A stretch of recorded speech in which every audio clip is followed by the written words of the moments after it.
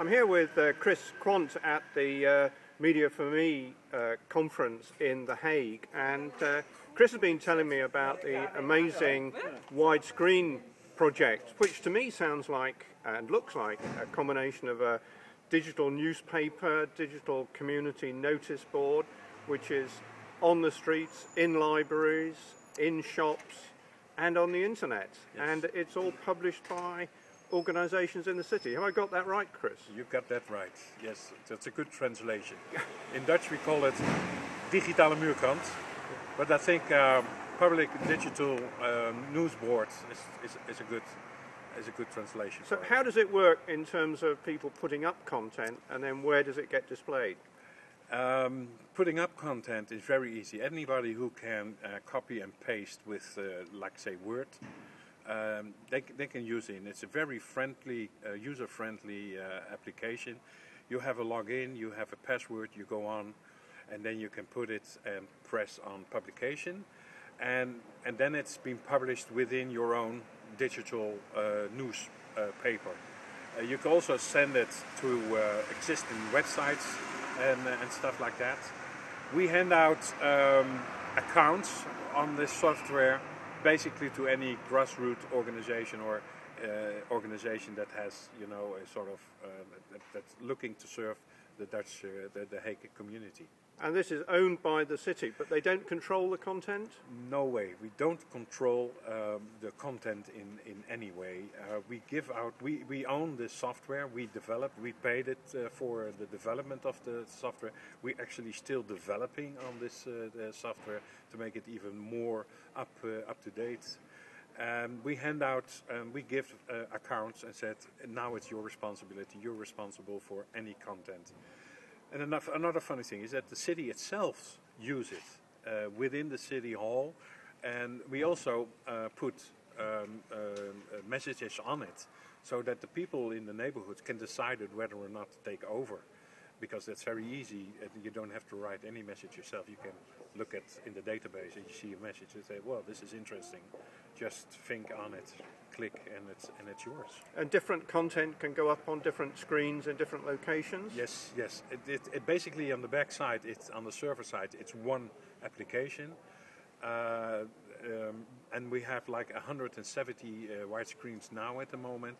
But still, you'll be able to determine on each individual screen what's been shown there. So it is, it's narrowcasting. Right, right. So that content can go onto the widescreen, but you can be using that content on your website. You can be using it in other ways as well. You can use RSS feeds. You can put like with an iframe construction within your website. The total digital newspaper, individual messages.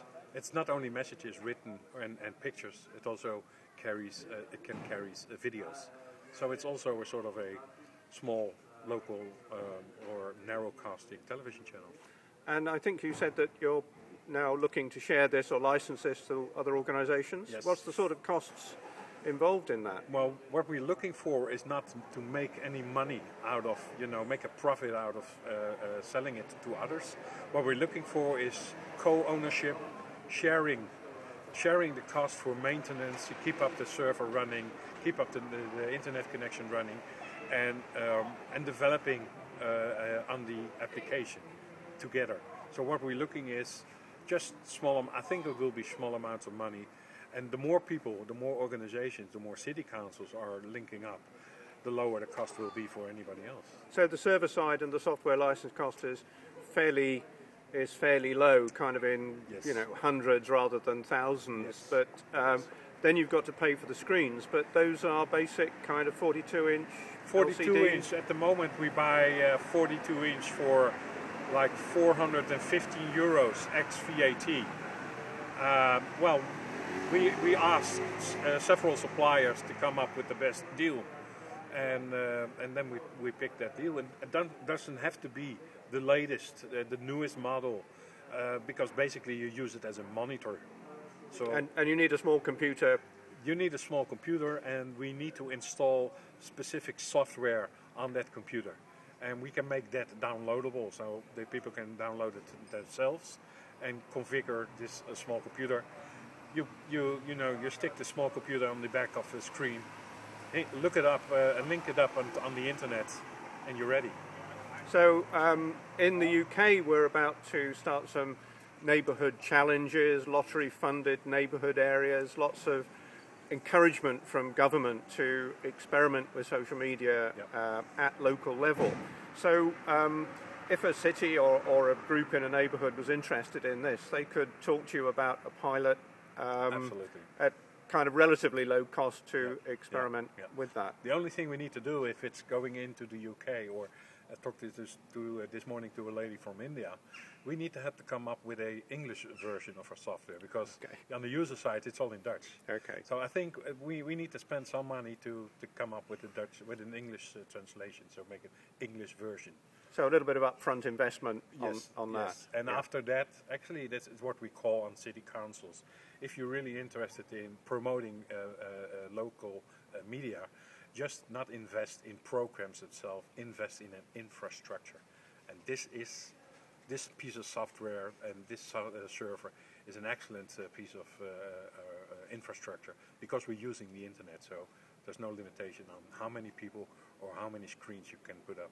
And this is a great opportunity for local organisations, but local community reporters to get space. Absolutely, it can be their channel to bring out their reports, or make people aware that they need to go to watch the local news because there's a new report on it. So basically, the only limit is your own fantasy and how to use it. And an opportunity for local businesses to Absolutely. advertise. We here in The Hague next month, in January, we will start a pilot with local vendors, and we give them small 22-inch screens and a computer, and they can, by that, reaching the local people, and also use it for their own advertisement.